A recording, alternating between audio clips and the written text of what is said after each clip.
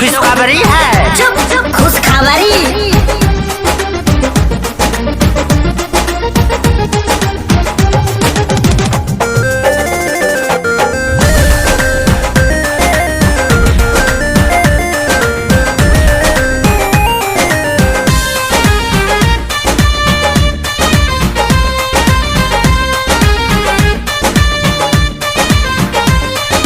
पढ़ा हूँ जब से शायरी में तो हो गया हूँ घायल। रात भरी तकिया के नीचे धके सोया हूँ मोबाइल। क्या लिखी है? चीटी चढ़ती है पहाड़ पे मरने के वास्ते।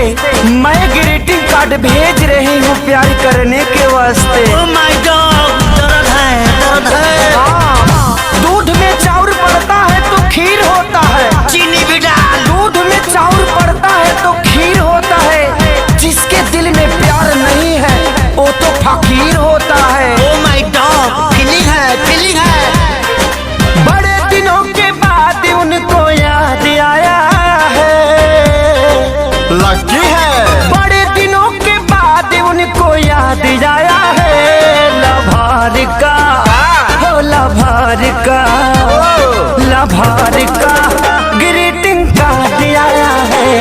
लभार का ग्रीटिंग कार्ड आया है।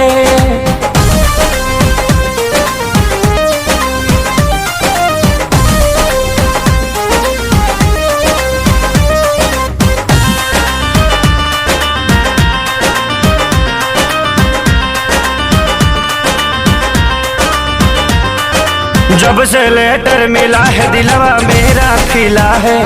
भूल गया हूँ मेरा घर कवना जिला है। छापाड़ा है रे पगला।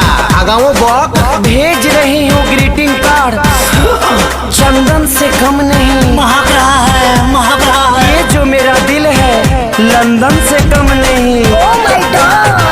चांदनी चांद से होती है सितारों से नहीं। मैं तो सिर्फ आपसे मोहब्बत करती हूँ जानो हजारों से नहीं। Oh my God, मार ही डाला रे। श्याम देहाती प्यारे लाल आजाद लाया है।